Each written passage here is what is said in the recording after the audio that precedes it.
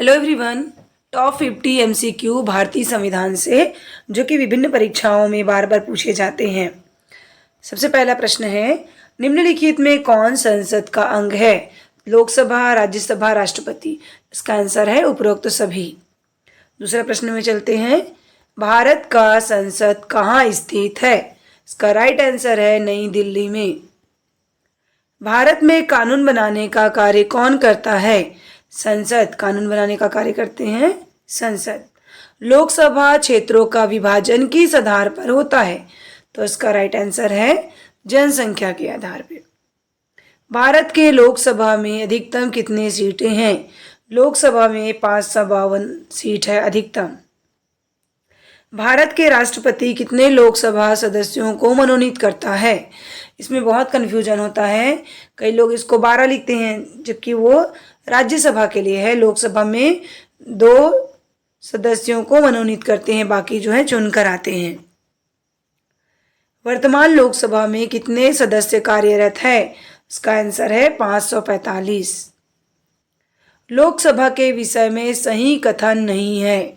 तो ये पहला कथन देखते हैं, सदस्यों का चुनाव जनता द्वारा किया जाता है। सही है, अभी लोकसभा चुनाव चल रहा है ना, अलग अलग चरणों में। अभी जैसे हमारा दुर्ग उसमें होने वाला है, दुर्ग और रायपुर में 7 तारीख को है, अभी 26 को हुआ।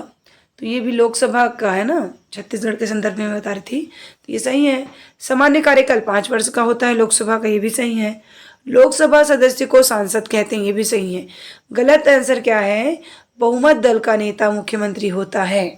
बिल्कुल नहीं, इसमें बहुमत दल का जो नेता है वो क्या बनते हैं? प्रधानमंत्री बनते हैं। हमारे छत्तीसगढ़ में कुल कितने लोकसभा क्षेत्र हैं? छत्तीसगढ़ में कुल 11 लोकसभा क्षेत्र हैं। भारत की राज्यसभा में कुल कितने सदस्य हैं? राज्यसभा में 250 सदस्य हैं। किसे राज्यसभा का प्रतिनिधि सभा कहा जाता है? राज्यसभा को कहा जाता है। आगे देखते हैं, राज्यसभा के लिए राष्ट्रपति द्वारा कितने सदस्यों को मनोनीत किया जाता है? तो इसका राइट आंसर है 12। राज्यसभा के लिए राज्यसभा सदस्य का कार्यकाल होता है 6 वर्ष।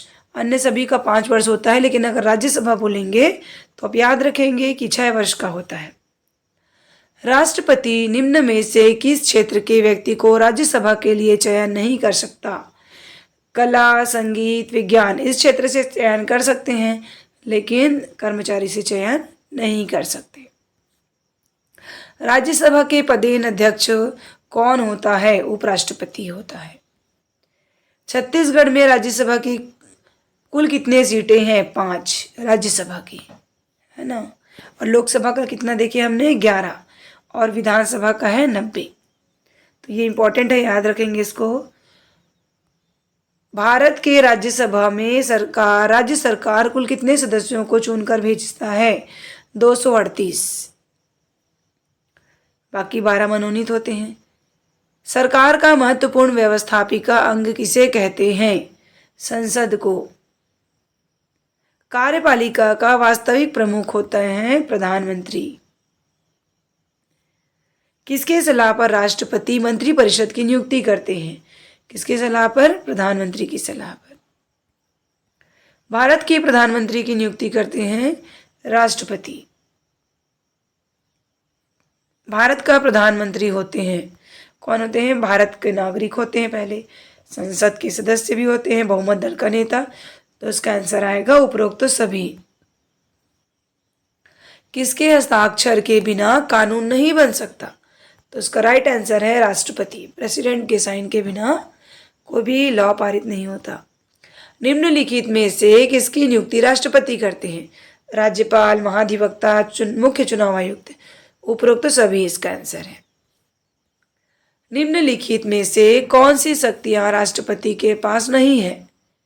तो देखिए, आपातकाल की घोषणा करने की शक्ति है, क्षमादान की भी शक्ति है, युद्ध घोषणा व समझौता की भी शक्ति है।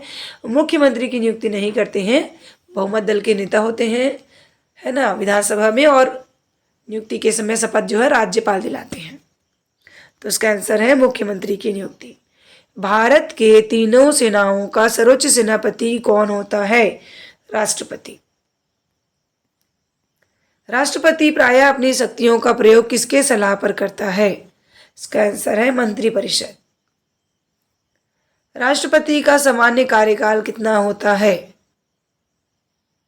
कितना होता है?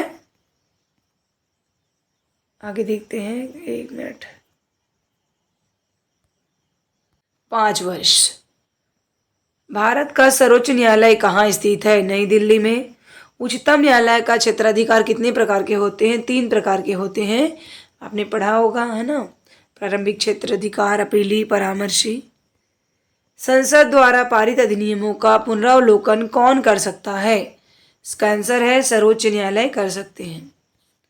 सार्वजनिक महत्व या विधि सम्मत तथ्यों के बारे में सर्वोच्च न्यायालय से कौन परामर्श ले सकता है? तो ये है राष्ट्रपति जी। किसके द्वारा मंत्रिमंडल के कार्यों की समीक्षा की जाती है? संसद में समीक्षा की जाती है। किस सदन को स्थायी या उच्च सदन माना जाता है? राज्यसभा को स्थायी या उच्च सदन माना जाता है। संसद में जो कानून बनता है उसे लागू करने की जवाबदारी किसकी होती है? कार्यपालिका की जवाबदारी होती है लागू करने की। कितने मतदाताओं में एक संसदीय चुनाव क्षेत्र बनाया जाता है?